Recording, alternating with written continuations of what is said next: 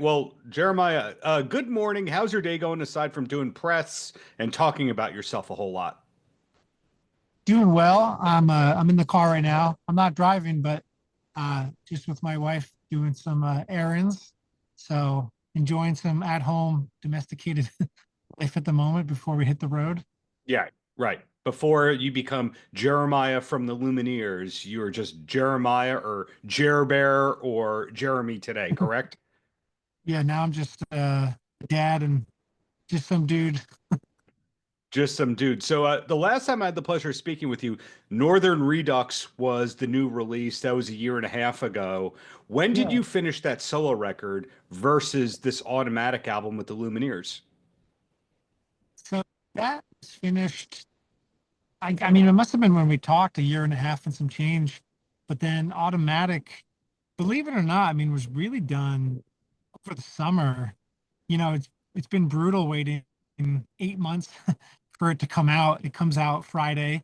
Can't wait.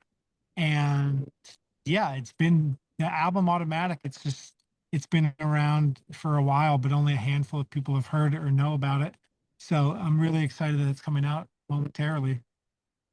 When you were making the album, did you know it was going to come out on dual tone or did they license it after the fact? We knew it was going to be dual tone. We've been with them since album one and just signed with them again for album five. And honestly, it's been a wonderful relationship. Full disclosure, I think we met with every single record label, record studio that existed in the world, just because we had a lot of interest off that first album, or really before the first album came out. At the time, it was interesting because Dual Tone was only made up of five people at the time. There was the Hmm. two sort of bosses, Paul and Scott, and then just three other people, and a really small team. They had actually won an award at the time for smallest like record label, I think. Obviously, they've grown considerably since then, but yeah, we've kind of grouped together, so it's been neat. And this new record was made in Bears-ville. Now, what I hear about Bearsville from bands that record, there's the reason that they choose Bearsville is it's kind of the middle of nowhere. Woodstock is great and all, but it's the only way to focus on your music and not be distracted. Is that why the Lumineers chose Bearsville for this record? It's sort of like that. It's also a little bit of destiny and fate. We've been making the last four records out in the New York State area uh, for a good reason, because the producers that we've worked with consistently, Simon Fleece and David Barron, they live out there. But it was interesting. When we made the first record, we made it in Washington State. I forget the name of it's really like a small town near, southern Canada. It was really northern Washington.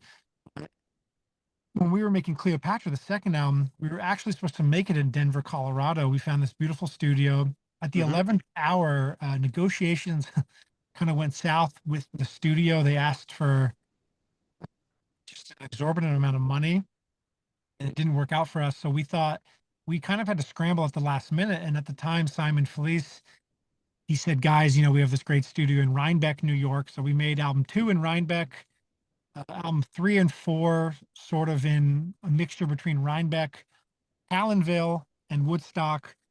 And then, yeah, this one was in Bearsville in Utopia, which is really the same as Woodstock. Honestly, it was Hmm. about a mile down the road. But yeah, it's so secluded. It's nice. I don't think I'd be able to make a record in like Malibu, somewhere really beautiful.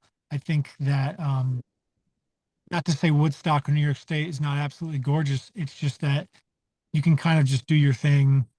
It's good. It's a good environment to, I think, make music, to be inside. But then if you have, need to take a mental break or a respite, Hmm. you walk around. It's quite green and beautiful, and it's been a really great, location for us to make records there ever since. I've never been to Woodstock. I know people live there, etc. Love albums that have been made there. But what's the catering food taken situation like? For example, can you get good sushi when you're making an album in Bearsville? Good sushi. I don't know about that. That might be a get sick. I've never had sushi in there. I've had some good Italian food. I've had probably thousands of sandwiches in that area. Okay. And There's like, just some American cuisine. There's some Italian spots. Some nice sushi though. That'd be a nice addition to the studio environment. A nice light meal to keep your brain going. So Automatic was a Carbs album, I'm hearing. Yeah, yeah. Yeah, got it. So the album is finally out next week. As you said, it's been in the can for a while. How far ahead are you looking? So, for example, do you know, hey, we're going to be on the road most of the next year and a half? Are you thinking like that? Yeah, I have a pretty good idea of what country or continent I'll be in into up until like March of 2026. Wow. Um, so yeah, it's gonna be it's gonna be a lot of traveling. It's gonna be great. I'm really excited to go back out on the road. It's a great experience I get to share with my wife and our two kids. Uh, they come out when it's convenient. It's really nice. Uh, it's a cool way to sort of, you know, get to bond with your children, and it's like they're with dad at work, but it's a really fascinating work environment. It's Sure. much different than when I went to work with my dad, which probably only happened once or twice in my entire life, honestly. But um, yeah, it's a really like I feel really lucky that I get to do this for a living, and as tiring as it can be at times, it is really it's a great like privilege to be able to do that. Are you taking any sort of a recording rig on the road? I'm talking to you on it right now, actually. My iPhone is my number one recording rig. I write a lot of ideas when I'm in Denver, Colorado, at my own. So when I'm on tour, traveling around in green rooms and whatnot. But I do actually also have like sort of a bona fide mobile studio. Mm-hmm. I have a laptop set up, a little 2 channel mixer, and I really am. I write a lot. I write a lot in hotel rooms, Mm-hmm. days of shows. I can't really turn off my brain creatively speaking, for better for worse. Mm-hmm. So I think it's a bit of a double-edged sword at times, if I could be honest, but I do have the instruments and the means to record constantly if I if I want to. So do you think that we might get a follow-up to the Redux version of Northern in the near future? Honestly, I think that I realized between those 3 solo albums, Piano, Piano, Piano, Piano 2, and that beautiful Taylor Redux album, I think what I'm going to try to do is try and score and compose for film and movies. Oh, Uh, that's going to be a bit of a TBD, uh, possibly coming soon type announcement. But that's that's something I've wanted to do for 20 years now. Honestly, when I started playing the piano, to score for film and compose, uh, I love soundtracks, things like Thomas Newman, who did American Beauty and The Shawshank Redemption. Uh, mm-hmm. John Bryan, who did Eternal Sunshine of the Spotless Mind. I've always Sure. been drawn and attracted to instrumental music, so I think that's something I'm going to try to set my sights on and see how it goes. So, two quick questions. And the first one is something I was genuinely curious about, which you indirectly mentioned. So, you are drummer, percussionist, but also piano player.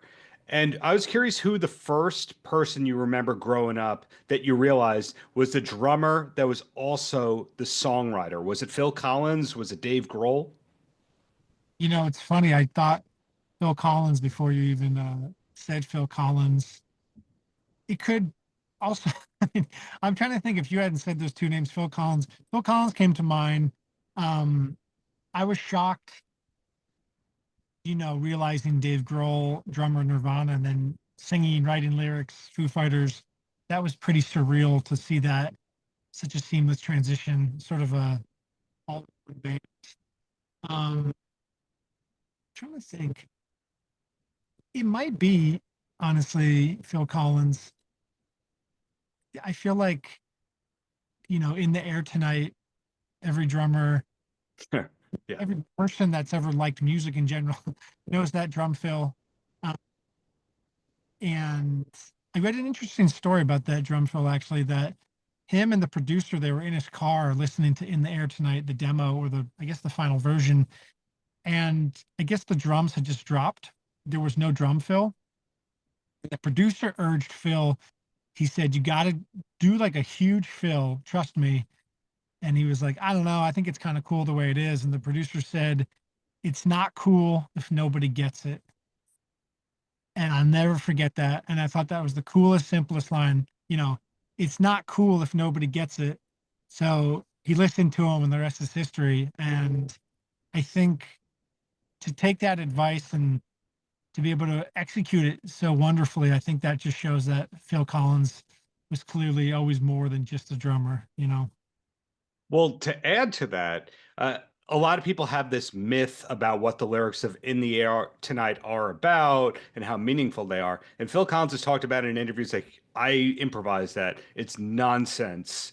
And then so you go, one of the most iconic songs of that era is just totally an improvised throwaway. The drums, the lyrics, etc. So in your case, have some of the more successful Lumineers things been not necessarily throwaways, but things you just went, yeah, that's fine? No, I think we work extremely hard,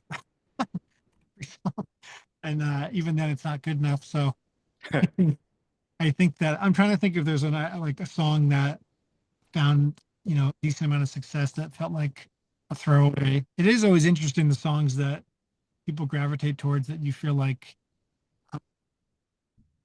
or anything special. I feel like the opposite is more likely true. The songs that you think are going to be much bigger um, might not go to the top.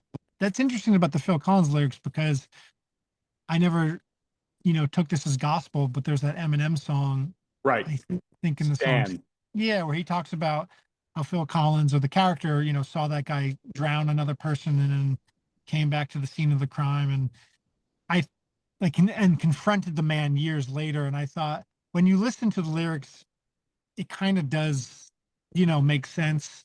And I think that the nice thing about music is it is sort of this selfish endeavor that you kind of make it yours, regardless of it's true or not. I mean, there's that idea of also the Sting or the Police song, every breath you take, where I thought it was a love song, and then I was told it was also meant to be The opposite. yeah, like a creepy stalker kind of vibe.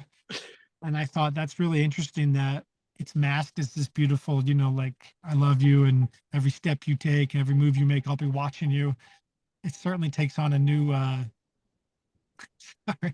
new gravitas, new gravity to it. Yeah, that's on the list with Heaven Beside You by Alice in Chains, all these things that people think are love songs, or Green Day, Time of Your Life, all these songs that people think are these meaningful coupling, and they're actually telling people to F off. But that's not what we're here to talk about.